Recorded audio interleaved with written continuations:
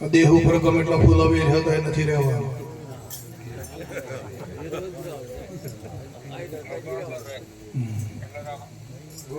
આટલા રાખો. બ્રહ્મા ગુરુર્વિષ્ણુ ગુરુર્દેવો મહેશ્વર ગુરુર સાક્ષાત પરબ્રહ્મ તસ્મૈ શ્રી ગુરવે નમઃ.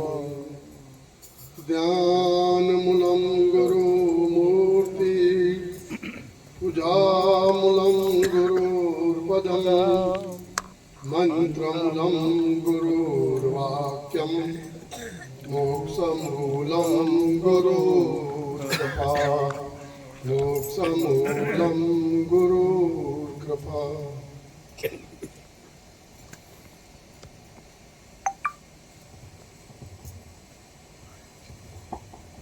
આજે આપણે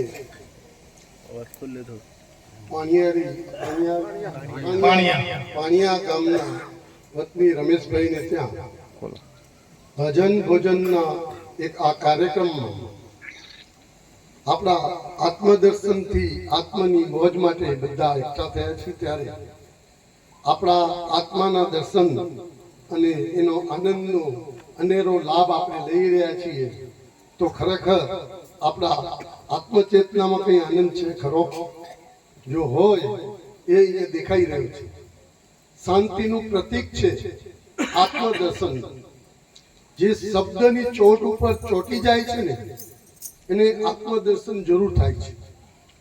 અને અહીંયા શબ્દ જે સત શબ્દ અમૃત રૂપી વાણી પીસાઈ રહી હોય છે ને ત્યારે જેટલા આપણી આત્મસ્થિતિમાં સ્થિર રહીને એ શબ્દને સમજવાની કોશિશ કરીએ છીએ એ આપણા સતનામ સાથે ટચ થશે ત્યારે એનો ખરો આનંદ પ્રગટશે. અને બાપુજીએ જ્યારે બોધ આપ્યો છે ત્યારે આપણી દેહની તો જે અવસ્થા હશે તે પણ મનની સ્થિતિ જો પાકી અને મજબૂત હશે તો આપને એ આત્મદર્શનનો આત્મબોધ આપને લાગ્યો હશે. અને એ આત્મદર્શનની જે તત્પરતા છે એ આપણે આવા સત્સંગના માધ્યમમાં તરત જઈશું અને આપણા આત્મદર્શન અને આપના આત્માના કલ્યાણ માટે આપણે એની પ્રેરિત થઈશું. રમેશભાઈએ આ ભજન ભોજનનો જે કાર્યક્રમ ગુરુ કૃપાથી ગુરુ પ્રેરણાથી એને ગોઠવ્યો છે. ખૂબ ધન્યવાદ છે. બાપુજી કહેતા કે વાલા આશ્રમ બનાવશો નહીં તો ચાલશે. આશ્રમ બનાવવો સહેલો છે પણ નિભાવવો બહુ કઠિન છે. નિભાવો કહેતા એને ચલાવવા માટે એને આશ્રમમાં સેવા કરવા માટે આજે જોઈ લો કોઈ માણસ મળે છે ખરો? તો આ નિભાવવાની જે પ્રક્રિયા છે એ બહુ દુઃખદાયક છે. પણ વાલા ઘરને આશ્રમ બનાવો જે આજે રમેશભાઈ ઉદાહરણ પૂરું પાડ્યું છે. ઘરને આશ્રમ બનાવો એટલે આપણે બાપુજી કહેતા 3 મુખ્ય ફાયદાઓ છે. પહેલો તો આપણા ઘરે સંતોના પાવન પગલા પડે એટલે આપણી ભૂમિ પાવન થાય. પછી આપણે જે કંઈ કમાયા છીએ જે કંઈ અન્ન વાપરી રહ્યા છીએ એ અન્નની ખબર મને કે તમને નથી કે અશુદ્ધતા કેટલી ભરેલી છે. આ જે અન્નની અશુદ્ધતા છે એવા સત્સંગના ભજન ભોજનના કાર્યથી આપણું અન્ન શુદ્ધ થાય છે. અન્ન શુદ્ધ થવાથી મન શુદ્ધ થાય છે અને મન શુદ્ધ થવાથી વિચાર શુદ્ધ થાય છે અને આ વિચાર આપણે સત્યતાના આત્મદર્શન કરાવે છે. તો આપણે જ્યારે અહીં ભૂમિમાં આવ્યા છીએ ત્યારે ગુરુ મહારાજને પ્રાર્થના કરીએ કે આવી રીતે રમેશભાઈને સતત પ્રેરણા કરતે અને સત્સંગનો આવો લાવો દરેક આત્મબંધુઓ અને ગુરુભાઈને મળતો રહે. બીજું કે ઘરને આશ્રમ બનાવવાથી ત્રીજી મુખ્ય ફાયદો એ છે કે ઘરના 2 જણા જ બોધ લીધો હોય અને આશ્રમ કે સત્સંગમાં જઈ શકતા હોય પણ ઘરના બીજા નાના ભૂલકાઓ હોય, બહેનો હોય, ભાઈઓ હોય એને આનો લાભ મળતો નથી. જ્યારે આવો પ્રસંગ ઊભો થાય ત્યારે ઘરના દરેકને એક સત્સંગનો સંસ્કાર સિંચન થાય છે અને સત્સંગથી ભજન થાય છે અને ભજનમાં જે અમીરસ પ્રાપ્ત થાય છે ત્યારે એનું મન એમાં લાગે છે અને એ લાગવાથી એક સંસ્કાર ઊભો થાય છે અને એને પણ એવું થાય છે કે ખરેખર જીવનની મુખ્ય સાર્થકતા તો આમાં જ ભજન સત્સંગમાં જવાથી જે આનંદ મળે છે ને એ એક ફણગો ફૂટે છે. અને એ ફણગો ઉંમર થતા પછી જોડાઈ જાય છે અને આવો કોઈ મહાપુરુષનો ભેટો થઈ અને જીવનનું કલ્યાણ થઈ જાય છે. જીવ બનીને આ પૃથ્વી ઉપર જન્મ લીધો છે આપણે, પણ ખબર નથી શિવ કઈ રીતે બની શકાય. જો શિવ તત્વને પ્રાપ્તિ કરવી હશે તો આવા મહાપુરુષના શરણે જેમને જીવ મટાડીને શિવનું તત્વ પેદા કર્યું છે, પોતે અનુભવ કર્યો છે અને એ અનુભવ આપને આપ્યો છે કે જીવ ભાવમાં રહીને જીવથી જીવ પ્રગટ થાય પાછો અને 84માં ચક્કર માર્યા જ રાખે. પણ આપણે તો શિવ બનાવી દીધા ગુરુ મહારાજે. શિવ તત્વ પ્રાપ્ત કરાયું છે. જોઈ લો કોઠામાં કઈ સતનામ ઉતર્યું છે કે નહીં? એ સતનામ છે એ શિવ તત્વ છે, શબ્દ બ્રહ્મ છે, એને કોઈ રૂપ નથી, એનું સ્વરૂપ પ્રગટ કરાયું છે. રૂપ મટાડીને સ્વરૂપની જે પેદાશ અને પ્રકટ આપણે પ્રગટ કરાયું છે એની ઉપર આપણી દ્રષ્ટિ કેટલી ચોટી છે, એની ઉપર આપણું મન કેટલું અમન થયું છે. એમાં અશુદ્ધ મનને હરી લઈને શુદ્ધ મનની પ્રાપ્તિ કરાવીને સતનામ સાથે જોડીને આપને સત્સંગના પ્રવાહમાં વહેતા કર્યા છે. અને સત્સંગમાં જવાની જે તત્પરતા છે ને એ શરીરને આંખને ઊંઘની અહેસાસ ના થાય, પગ હાથને ખબર ના પડે, કાનને કશી ખબર પડે નહીં અને આળસને રહેવાનું ઘર નથી. આ એ સાચો સત્સંગ થાય છે. અને આ સત્સંગની પ્રીતિ જ્યારે આપણા સ્વરૂપ સાથે જોડાય ત્યારે રૂપનો ભાવ કોઈ હોય નહીં, રૂપની થકાનનો અહેસાસ થાય નહીં. એવું ગુરુ મહારાજે અમૃત રૂપી બોધ આપીને મુક્તિની યુક્તિ બતાવી દીધી છે. તો આ મુક્તિની યુક્તિમાં આપણે કેટલા થયા છીએ એનો બેરોમીટર આપણી પાસે છે. સત્સંગનું માધ્યમ શું છે? સત્સંગ એટલે શું? સત્સંગ એટલે સત્યનો સંગ, ટૂંકમાં કહીએ તો.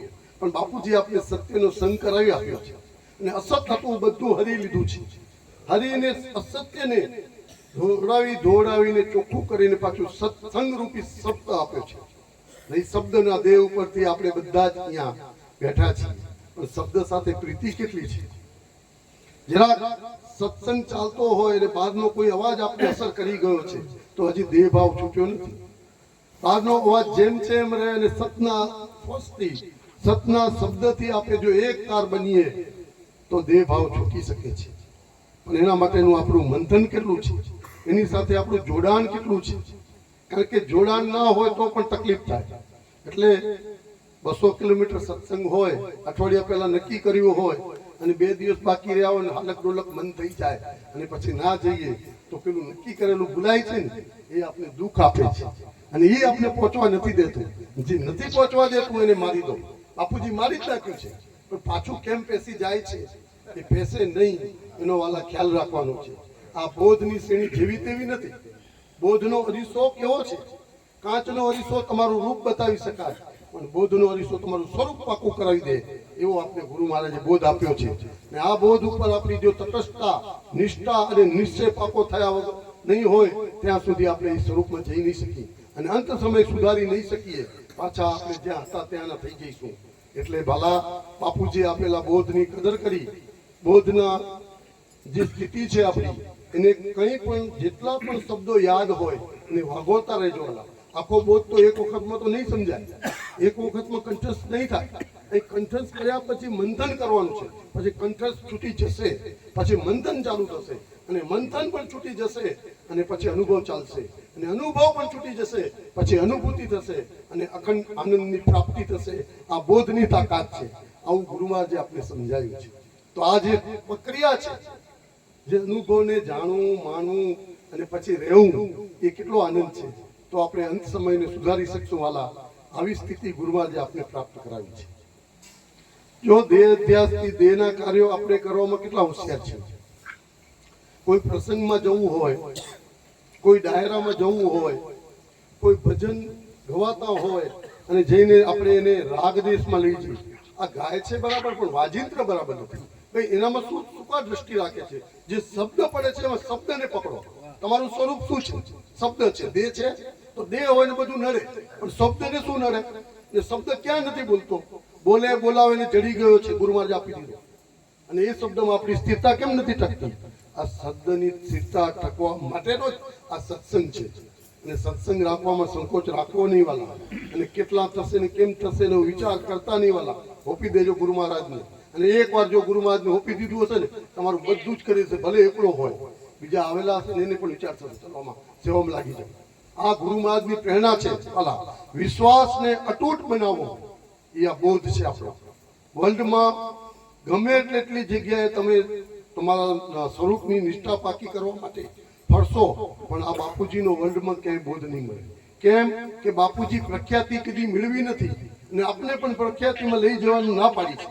જો બોધને પ્રખ્યાતિમાં લઈ જશો તો વાલા એક બી અભિમાન ઊભું કરશો કે મને જ્ઞાન થઈ ગયું, હું મોટો છું, મેં કેટલા માણસોને ભેગા કર્યા. આ બધું મેં બહાર નીકળી જશે. કરે છે આ અને કરતા થઈ જાય આપે એટલે અહંકારનું કોટલું બાંધીને પાકું કરી દઈએ છીએ. આ અહંકારમાંથી છૂટવું હશે વાલા તો અકર્તા ભાવમાં જવું જ પડશે. ને અકર્તા ભાવમાં જઈશું ને સગળું ગુરુ મહારાજનું છે એવા ભાવથી હર પળ હર ક્ષણ રહીશું તો બાપુજીની જે આજ્ઞા આપી છે, 7 પ્રતિજ્ઞાઓ આપી છે, 4 આજ્ઞાઓ આપી છે, એની 4 ને 7 11ની એકાદશી આપણે કરીશું. આ કઈ ઘરનું ખાવાથી એકાદશી નથી થતી, એ તો દેહનો અધ્યાસ છે અને દેહનો અધ્યાસ દેહને પાકો કરાવે છે, જાય છે પાછો દેહ આવે છે.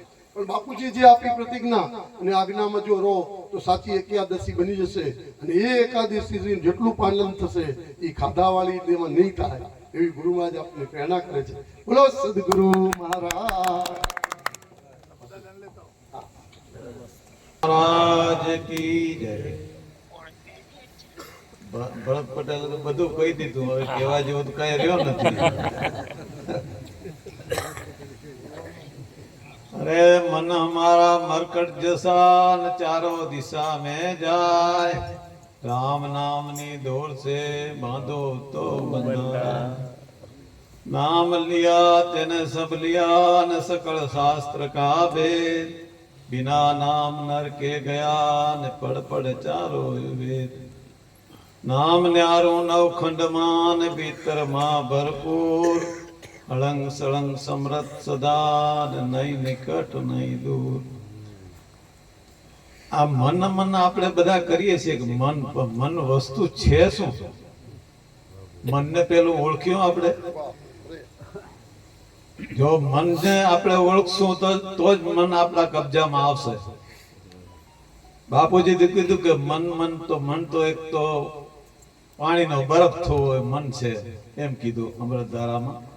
પણ મન જે આપણું મન છે તે મન શું વિચાર કરે છે એને જો આપણે પકડીએ એ વિચારને, એના વિચારને, તો મન આપણા કબજામાં આવે. ત્યાં સુધી મન કબજામાં આવે નહીં.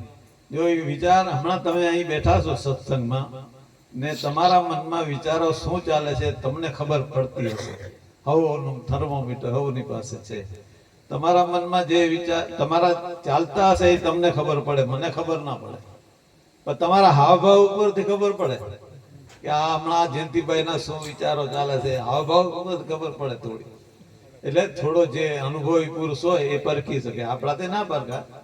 પણ જેવા પરસોત્તમ બાપુ જેવા સંત મહાપુરુષો હોય એ પરખી શકે કે એના હાવભાવથી કે એનું શું અત્યારે એને ચિત્ર ચાલી રહ્યું છે. એટલે આપણે મનને જો ઓળખવું હશે તો મન ઉપર લગામ રાખશું તો જ મનને ઓળખાશે. જ્યાં સુધી લગામ નહીં હોય ત્યાં તો તે ફરવા માંડી જશે. એ તો ચારે બાજુ પાછા આપણે ભલે નહીં બેઠા, આ બેઠો હશે આ તો એ તો ફરી આવશે ક્યાંય. કહો તો નાગપુરજી આવે પાછો,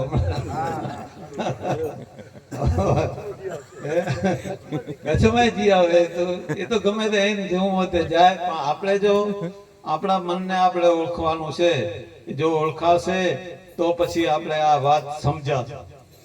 મનને ઓળખશું તો ત્યાં સુધી વાત નહીં સમજાય. કારણ કે એ અહીંયા સત્સંગ થાય છે, એ ક્યાંક ફરે છે તો આપણે કોઈ શબ્દને પકડી નહીં શકીએ. પકડી ના શકીએ તો આપણને કોઈ ઉપયોગી થાય નહીં.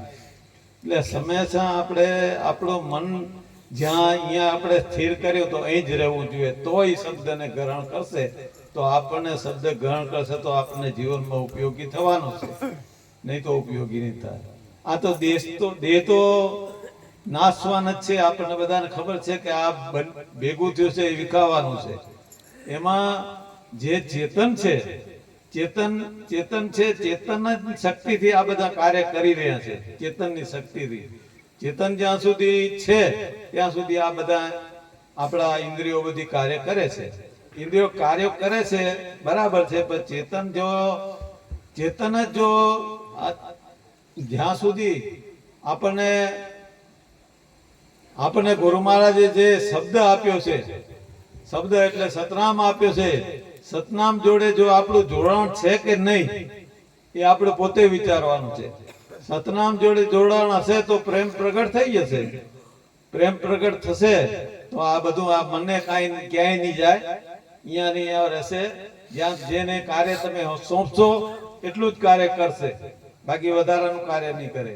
એને એમ કહો તું બેસી જા તો એ બેસી જ જશે, કારણ કે બસ તારે હવે કાંઈ કરવાનું નથી, બસ તું બેસી જા એટલે એ બેસી જશે. બાકી જ્યાં સુધી આપણે આપણા મન ઉપર લગામ નહીં રાખીએ ત્યાં સુધી આપણે શીલ જોડે જોડાણ થયો જ નથી. શબ્દ જોડે જોડાણ નથી થયો સુરતાનું.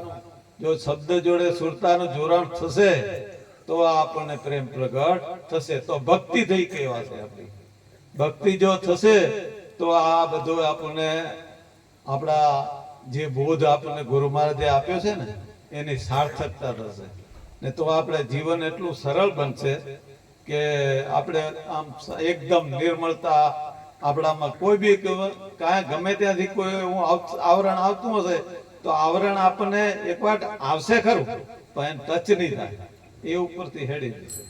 એટલે હંમેશા આપણે જાજુ તો આપણે કહેવું નથી, કારણ કે સંતો ઘણા છે. આપણે તો હવે સામાન્ય વાત જે આપણને થોડી ઘણી જે સમૃદ્ધિમાં હોય એટલી આપણે કહેવાની. સમૃદ્ધિ આપણે સતનામની રાખવાની. જે સતનામની સમૃદ્ધિ હશે તો બધું સમૃદ્ધ જ છે. જો એમાં એનાથી આપણે અળગા થયા તો બધી આવરણ આવીને ઊભું રહેશે. એટલે આપણે જાગૃત થઈ જવાનું છે ને સતનામ જોડે આપણે કાયમ રહેવાનું છે. ને સતનામ ગુરુ મહારાજે આપ્યું છે એ સર્વોપરી છે, દેવોના દેવ છે, મહાદેવ છે. મહાદેવ જોડે જ આપણે કાયમ મિલન રાખીએ પછી શું વાંધો છે? પછી કોઈ આપણને પરવા જ નથી. એ પોતે સંભાળશે બધું જે સંભાળવાનું છે ને જે કાર્ય કરવાના છે કરશે. આ તો દેહ તો બંધાણો છે, એનું કાર્ય પૂરું કરીને જવાનો છે, કારણ કે એને તો કર્મ ભોગવટો કરવા આવ્યો છે. ભોગવટ થઈ જશે જશે. આપણે તો ન્યારા થઈ જાવ. ન્યારો હશે એ ન્યારો રહેશે, એ આમાંથી બહાર નીકળી ગયો. બાકી નફો તો પછી અંદર ને અંદર માય કુટાયા કરવાનું છે. તો પછી પાછા નવા કર્મો ઉભા થશે, પાછું બંધન ઉભું થશે. માટે આપણે આ સત્સંગમાં જ આવા સંતોના સાનિધ્યમાં ને સત્સંગમાં રહીને આપણો દ્રઢ નિશ્ચય કરવાનો છે કે હું આ છું, આજથી હું આ છું. આ ભલે ઊંઘમાં કોઈ કે હાકલ કરે તો કોઈ હું આ છું. આપણે નામ આપણું છે, જે નામ લઈને કોઈ બોલાવે છે તો આપણે જાગી જઈએ છે ને, એ કેટલું દ્રઢતા કરી છે આપણી.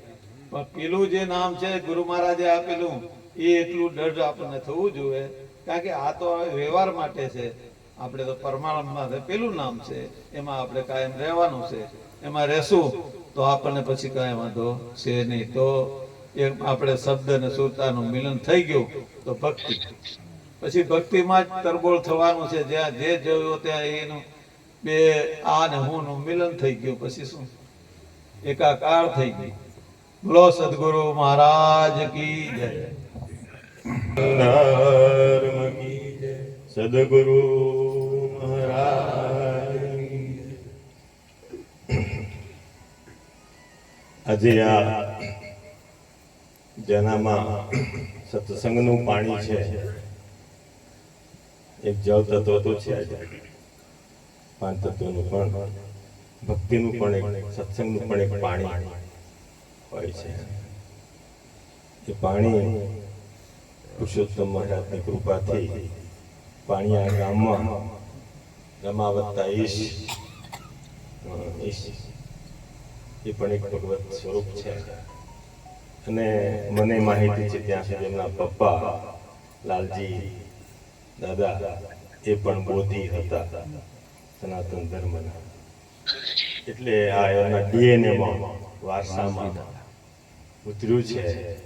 અને ગુરુ મહારાજને બોલાવીને એમને ત્યાં જે ભાવિ પેઢી છે, હેપી બર્થડે લખ્યું છે એટલે કહું છું, બરાબર છે ને, એમનામાં પણ એ સંસ્કારનું સિંચન થાય એ માટે આ સત્સંગ સમારોહ યોજ્યો છે. ત્યારે સૌપ્રથમ તો આપણે એ નાના ડાબડિયાને શુભેચ્છાઓ પાઠવી દઈએ કે ભવિષ્યમાં એ પણ આજે ભક્તિરસની જે ધારા છે, બરાબર, જે ધારામાં સંમેલિત થઈને જ્ઞાન અને વિજ્ઞાનનો સમન્વય કરીને પ્રગતિના પંથે આ પરિવારને આગળ લઈ જાય એવી મારી આપ સૌ વતીથી શુભેચ્છાઓ.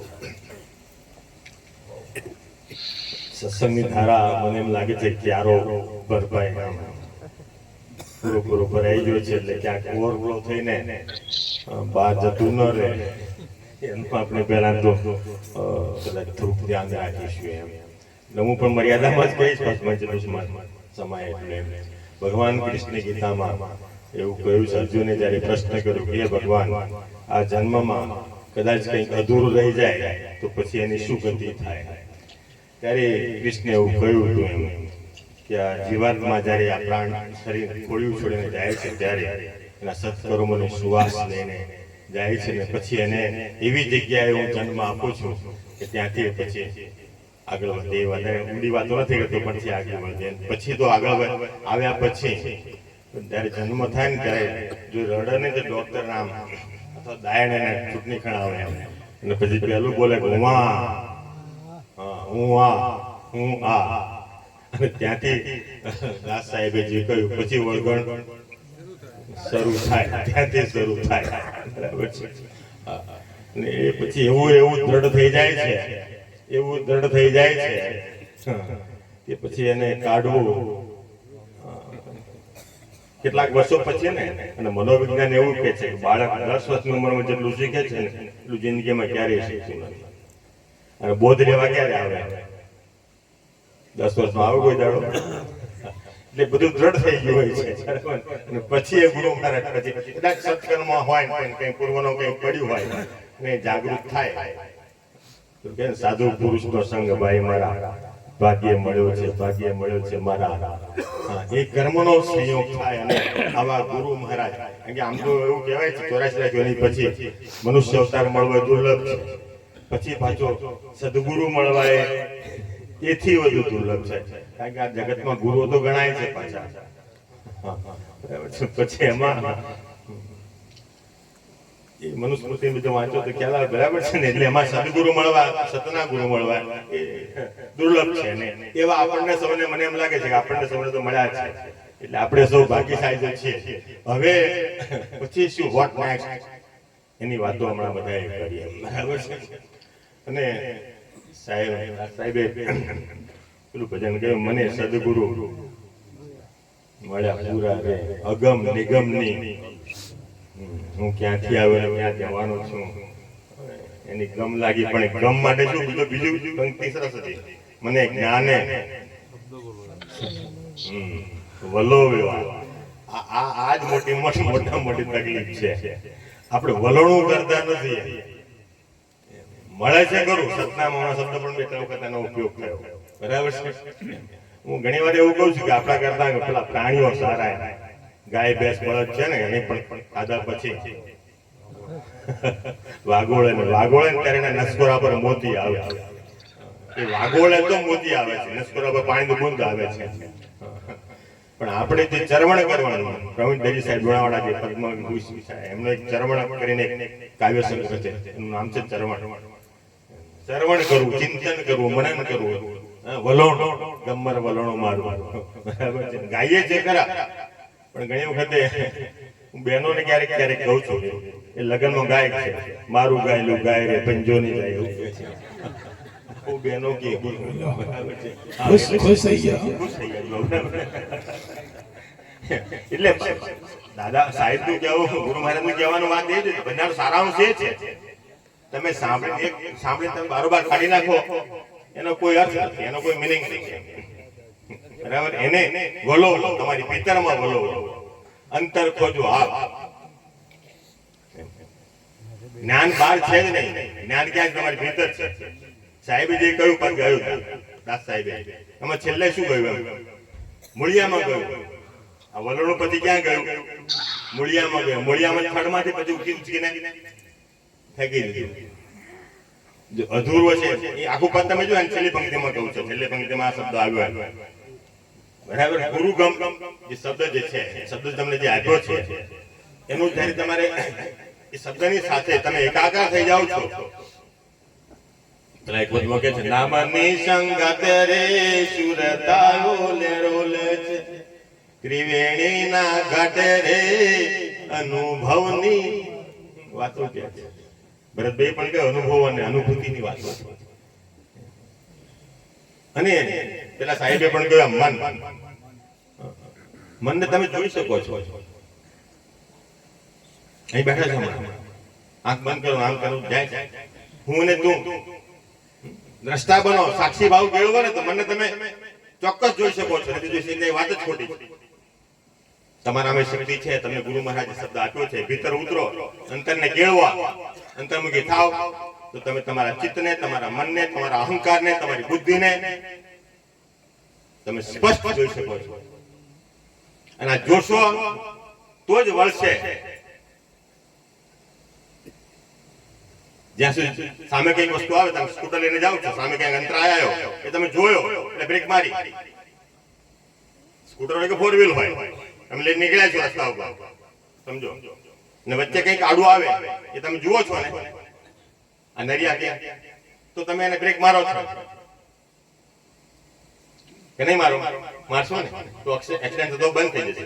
એમ જેનું ભીતર ચોખ્ખું છે, જેનો અરીસો ક્લિયર છે, આ ચારીને રહેવાનું સ્થળ ક્યાં છે? તમારું અંતઃકરણ છે, ભીતર છે, બહાર નથી. સૂક્ષ્મને પામવા માટે સૂક્ષ્મ બનવું પડે, સૂક્ષ્મને પામવા માટે સૂક્ષ્મ બનવું પડે. અને સૂક્ષ્મ બનશો, બનવાની તાકાત તમને આપી છે ગુરુ મહારાજે, શક્તિ આપી છે, શબ્દ આપ્યો છે, બધું જ આપ્યું છે. એને લઈને જો કેળવશો, એને જો કેળવવું, અને કેળવવું પડે, અને કેળવવું પડે. અને જો કેળવાઈ ગયું ને, પેલી બહેનો ઘણી વખત જાય છે માથે બેડો લઈને, પકડવું પડે છે એમને. અને આપણે તમારે મારે મૂકવું હોય તો પકડવું પડે, એને સ્થિર થાય નહીં. કારણ કે એને એનો અભ્યાસ થઈ ગયો છે, એનો એને સ્વાધ્યાય થઈ ગયો છે, એનું ચિત્ત એમાં એને સહજ થઈ ગયું છે. સહજ, હમણાં બીજી એક વાત ભાઈ, સહજ એટલે શું? સહજ કોઈ પ્રયત્ન કર્યા વગર ઓટોમેટિક જે થાય એને સહજ કહેવાય. એ ક્યારે બને? એના માટે તમારે સ્વાધ્યાય જોઈએ, એના માટે અભ્યાસ જોઈએ, એના માટે નિરંતર આ પ્રોસેસ નિરંતર છે. આજે ભજનમાં 4 કલાક બેઠા પછી હતા એવા નહીં, એમ નહીં મેળ પડે.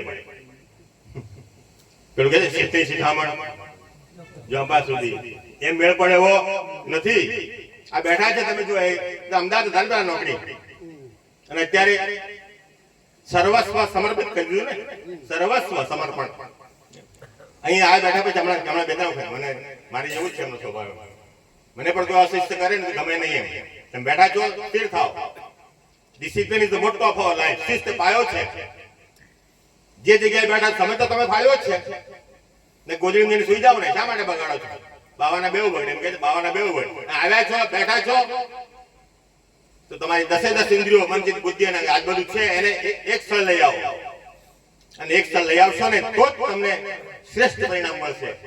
શ્રેષ્ઠ પરિણામ માટે આ જરૂરી છે.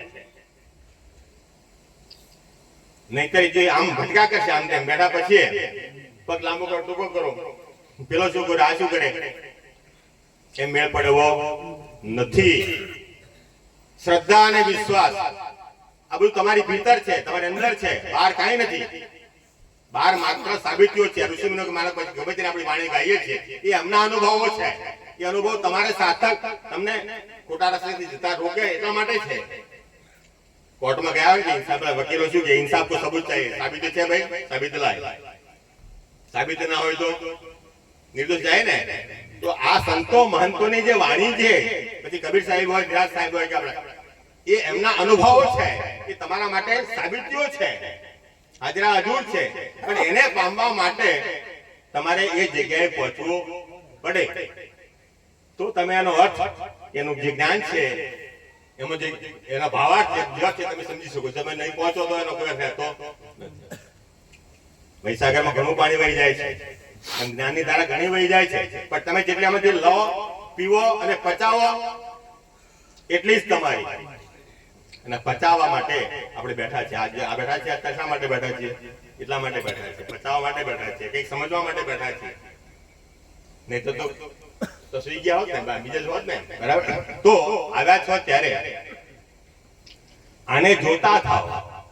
અને જોવા માટે કૃપાલુ મહારાજ એક પદ ગયું, અરે ચર્મ ચક્ષુ તોય અખંડ અંધાપો. ચામડાની આંખો તોય અંધાપો છે, બરાબર? એના માટે ત્રીજું નેત્ર, જે ગુરુ મહારાજે આપણને આપ્યું છે, જે શબ્દ આપ્યો છે, એ શબ્દને લઈને ચાલો, શબ્દને લઈને ચાલો. પછી શબ્દ પણ છૂટી જશે, પછી શબ્દ રહેતો નથી. પછી તો હમણાં હું સવારમાં બેઠો સાહેબ ત્યારે અયોધ્યાનું મનમાં ચાલતું હતું. યોદ્ધા બે યોદ્ધા ક્યારે બે લડે ને ત્યારે યુદ્ધ તો કહેવાય. યુદ્ધ ક્યારે કહેવાય? બે લડે ત્યારે. આ બે ની છે લડાઈ. હું અને તું, પુરુષ અને પ્રકૃતિ, જીવ અને શિવ, જ્ઞાન અને અજ્ઞાન. આ યુદ્ધ જ છે, ભીતરનું યુદ્ધ છે તમારી. અને યુદ્ધ તમારે બહાર નથી લડવાનું. લડવાનું છે ક્યાં? તમારી અંદર લડવાનું છે. અને લડવા માટે તમને સાધન તો આપી દીધું છે, સાધન તો આપી દીધું છે. હવે તમારે એનો ઉપયોગ કરવાનો છે. હવે એ યુદ્ધ જ્યારે સમાપ્ત થઈ જાય, અયોધ્યા આગળ પૂરો પરિચય છે ભાષાની દ્રષ્ટિએ. એ યુદ્ધ જ્યારે સમાપ્ત થઈ જાય ત્યારે તમને શાંતિ મળશે. યુદ્ધ એટલે ભીતરનું યુદ્ધ, હું અને તુંનું, એ પૂરું થઈ ગયું. જીવભાવ છૂટી ગયો. પછીની જે વાતો છે, પછીની જે અનંતની જે યાત્રા જે છે, બરાબર છે, એ કઈ નિરાળી હોય છે. એ આનંદ એને ચિંતાનંદ, એને પરમાનંદ, એને દિવ્યાનંદ, એને કહે છે. બરાબર. એવી આનંદની ધારામાં આપ સૌ જ્યારે આ જોડાઈ ગયા છો ત્યારે બરાબર ગુરુ મહારાજ આપ સૌના ઉપર કૃપા કરે. કૃપાને આપણે પાત્ર બને. ઘણી વાર એવું કહું છું, કૃપા માંગવાની નહીં, માંગવાની જરૂર નથી. અંતર્યામીનું નથી રે. ગુરુ મહારાજ અજાણ્યું જેમ લાગે તમને, અહીં બેઠા છે પણ આંખ ફરે ને ચારે બાજુ, બરાબર છે ને? હા, ત્રીજી આંખ પણ ફરતી હોય છે એમની. બરાબર. જેને જેવું જોઈએ એવું એને પીરસી જ દે સાહેબ. સવાલ નથી, ત્યાં વાર લાગતી નથી. તો આપણી જાતને એવી બુલંદ બનાવીએ, એવી ભક્તિ આપણે કરીએ કે વણ માગ્યું દોડતું આવે ને આપનો નાથ હંમેશા ઉપર જ હોય છે, નીચે હોતો નથી. બરાબર છે. એવી પાત્રતા આપ સૌ ગળવી, એવી સૌને ભક્તિ પ્રાપ્ત થાય. આ પરિવારને તમારી ખૂબ ખૂબ શુભેચ્છાઓ. સૌને સદગુરુ સાહેબ, ગુરુ સાહેબ. આજે કડાણા તાલુકાના આ પાણિયા ગામે પરમ પૂજ્ય પુરુષોત્તમ મહારાજને સાનિધ્યમાં આજે આ ભજન સત્સંગ કાર્યક્રમમાં ઉપસ્થિત સ્ટેજ પર બિરાજમાન સૌ તત્વદર્શી મહાપુરુષો અને આપણે સૌ ભક્તો ભાઈઓ બહેનો, સત્સંગની ધારા સૌ સંતોએ અને પૂજ્ય બાપુજીએ ખૂબ ઊંચા લેવલની અને આપણને બધાને તત્વથી તરબોળ કરી દીધા. રામ ઝરોખે બેઠ કે સબકા મુજરા લે, जैसी जिसकी चाकड़ी प्रभु उसे वैसा ही फल दे. આ જગતની અંદર પુણ્યશાળી મનુષ્ય ઈશ્વરને ભજે છે અને જેવી ભક્તિ કરે છે એવા એ ફળને પામે છે. કારણ કે ઝરૂખામાં બેઠા રામ બધા ઉપર નજર રાખે છે. 4 પ્રકારના પુણ્યશાળી મનુષ્યો ઈશ્વરને ભજે છે. દુખી, પોતાના જીવનમાં દુઃખ આવે ને એટલે ઈશ્વર સાંભળે. સુખમાં ના સાંભળે પણ દુઃખ આવે એટલે અવશ્ય સાંભળે. અને કંઈક કાં તો માનતા રાખે કે હે ઈશ્વર, મારું આટલું દુઃખ દૂર થઈ જાય તો હું ફલાણા મંદિરે જઈ આવી, આ કરીશ તે કરીશ. કાં તો ગુરુના ઉપદેશ લીધેલા હોય તો હું ભજન સત્સંગ કરાવીશ. આવું જ્યારે દુઃખ પડે ત્યારે ઘણા સાધુ. અને કુંતા માતાએ કૃષ્ણને એવું કહ્યું હતું. કૃષ્ણ એમ કહ્યું કે એમના ફોઈ હતા, એટલે તમે માગો, તમે જે માગો એ આપો. એમ તો કહ્યું કે પ્રભુ મને દુઃખ આપો. કૃષ્ણે હસતા હસતા કહ્યું કેમ તમારે દુઃખ જોઈએ છે? કે જો દુઃખ હોય તો આપનું સ્મરણ હૃદયની અંદરથી ચૂકવું નહીં. એટલે આપણું હર સમય હરદમ આપની યાદ મારામાં તાજી રહે. એટલે મને તમે દુઃખ આપો. જિજ્ઞાસા વૃત્તિ વાળો ઈશ્વરને ભજે છે. કંઈક પ્રાપ્ત કરવું, મારા જાણવું છે પરમ તત્વને. આ મહાપુરુષે જે વાણી કહી એ વાણીને જાણી લેવી છે, મારામાં ઉતારવી છે. એવી જેને જિજ્ઞાસા જાગી જાય એ લાગી જાય એમાં. કબીરદાસજીને એવી જિજ્ઞાસા લાગી કે રામાનંદ સ્વામીને એમને ગુરુ કરવા, પણ રામાનંદ સ્વામી સવર્ણને જ દીક્ષા આપતા, બીજા કોઈને દીક્ષા આપતા નહોતા. તો એમ કહેવાય છે કે ગંગાના ઘાટે દરરોજ નાવા જતા તો કબીરદાસજીને એટલી તીવ્રતા, એટલી જિજ્ઞાસા થઈ કે એટલી તત્પરતા થઈ ગઈ કે મારે એમની પાસેથી જ બોધ લેવો છે. એટલે એક દિવસ આગલા દિવસે એમણે ઘાટની જે રસ્તો હતો એની આસપાસ વાડ કરી દીધી અને ખોડબારું મૂક્યું. એમ કેટલા ઊંચો પગ કરીને જ આગળ જવાય.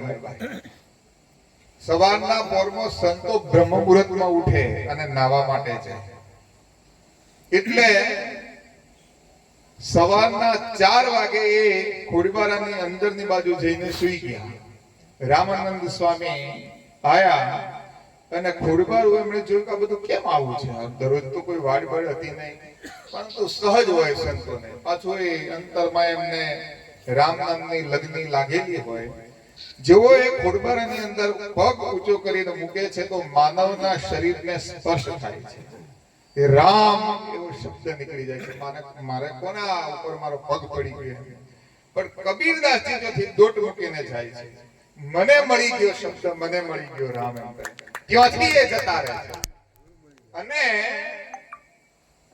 સંતને તો સહજ થયું એટલે એમને યાદ ના રહ્યું, પણ એવી શબ્દની રટ લગાઈ કે કાપડ વણવાનો ધંધો કરતા કોઈ કાપડની સાળ ચાલે તેઓ રામ રામ રામ રામ શબ્દ નીકળે. અને એ જ્યારે બોલે તો લોકોના દિલને ટાઢકા આપે એવી વાણી નીકળવા માંડી. હવે કાશીની અંદર તો ઘણા બધા મઠ હતા, તો ઘણીવાર કબીરદાસજી પીપળાના કે વડલાના ઝાડ નીચે બેસી જાય અને તો સત્સંગ કરવા માંડે તો હજારોની ભીડ જામી જાય. એટલે ધીરે ધીરે ધંધાદારીઓનો ધંધો ભાગવા લાગ્યો. એટલે જ્યાં જ્યાં જતા હતા લોકો મઠોમાં, તો ત્યાં જવાનું બંધ થાય અને કબીરદાસજીના ત્યાં નિસદભાવે આવવા લાગ્યા. લોકો કહેવા લાગે કે તમારા ગુરુ કોણ છે? કબીરદાસજી સહજ ભાવે કહેતા કે મારા ગુરુ તો રામાનંદ છે. એટલે ત્યાં વાત પહોંચી. એમના શિષ્યો વિચારવા લાગ્યા કે આપણા કરતો આ તો ચડિયાતો છે, અને આપણે ઓફિશિયલ દીક્ષા તો કબીરદાસજીને કોઈ દિવસ આપી નથી, તો આ તો ખોટું બોલે છે. એટલે એમણે કાનભંગીણી કરી ગુરુદેવને કે મહારાજ આ તો તમારું નામ વટાવે છે કબીરદાસજી તો, અને બધા લોકોની ભીડ એની વાહે લાગી છે. ત્રિકાળ જ્ઞાની મહાપુરુષ હતા. સહજ પોતાની અંદર સ્થિર થઈને જોયું. એમણે આદેશ કર્યો એમના શિષ્યોને, આદેશ કરતા હતો કે તમે એમ કરો, કબીરદાસજીને અહીં લઈ આવો અને આપણે કડકમાં કડક શિક્ષા કરીએ. એને છોડવાના નથી. આપણું નામ વટાવે એ યોગ્ય ના કહેવાય. આપણા પંથનું નામ વટાવે. રામાનંદી સાધુ ત્યાં લાવી દીધા. આડે 2-4 પડદા હતા.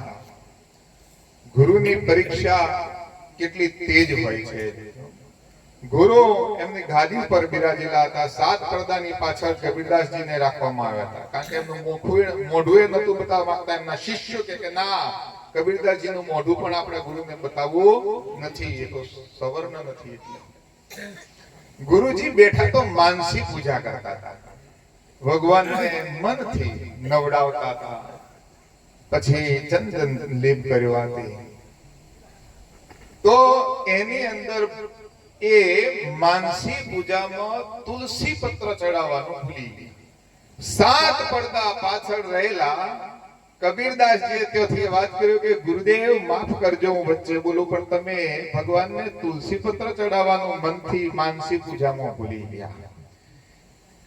રામાનંદ સ્વામીએ આજ્ઞા કરી શિષ્યોને આ પડદા હટાવી દો.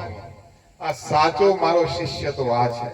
હવે હું એને ઓફિશિયલ દીક્ષા તમારી બધાની વચ્ચે આપું. કહેવાનો ભાવાર્થ કે જ્યારે જિજ્ઞાસા લાગી જાય તો બ્રહ્મ તત્વ પ્રગટ થતો વાર લાગતી નથી. એટલે એવી જિજ્ઞાસા આપણા જીવનની અંદર ઉતરી જાય તો આવા જિજ્ઞાસુ ભક્તો પણ ઈશ્વરને પામી જાય. કઈક પ્રાપ્તિની ઈચ્છા વાળો, જેને કઈક મેળવવું છે એવો દ્રઢ સંકલ્પ કરી લે અને લાગી જાય તો એ જલ્દી એનો બેડો પાર થઈ જાય. અને ચોથો ઉત્તમ તત્વવેત્તા મહાપુરુષે વાત કરી તે જ્ઞાની તો મારો આત્મા છે. બધાય ભક્તો શ્રેષ્ઠ છે પણ જ્ઞાની તો મારો આત્મા છે. કેમ કે હું કોણ છું, કેવો છું એ સારી રીતે જાણે છે. એ જાણ્યા પછી મને એ ભજે છે. એટલે જ્ઞાની મને ખૂબ પ્રિય છે.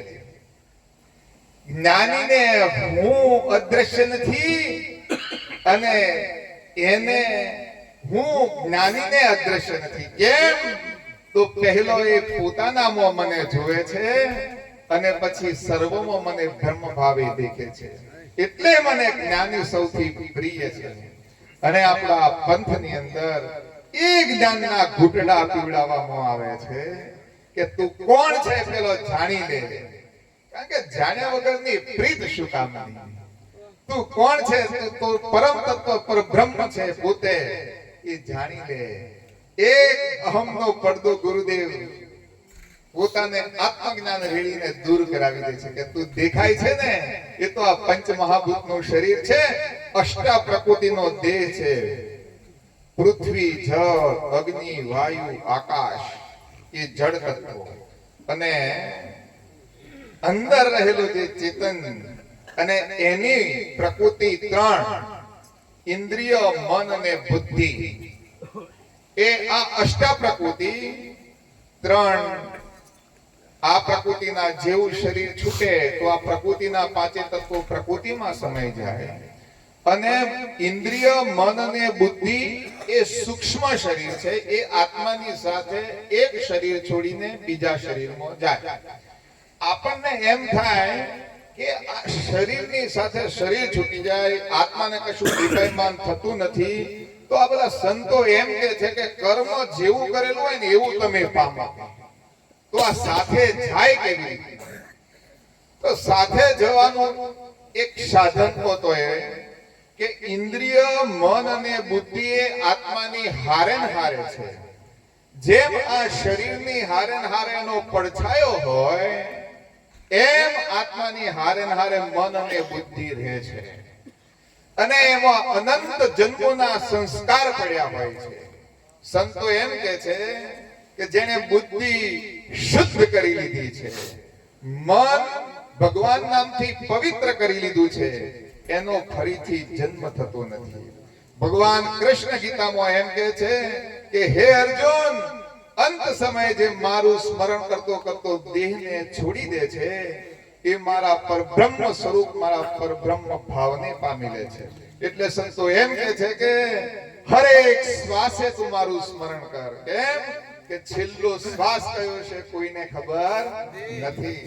એટલે અંદર જાય શ્વાસ અને ઉચ્છ્વાસ એ રામ નામને સોંપી દે તો ગમે તે સમયે આ પ્રાણ છૂટી દેશે તો ઈશ્વરમાં સમાઈ જાય છે. ફરીથી એનો ગર્ભવાસ નહીં થાય. પણ મનની અંદર જો વાસનાઓ રહેશે તો જેવી જેની વાસના તેવો એનો પુનર્જન્મ થશે.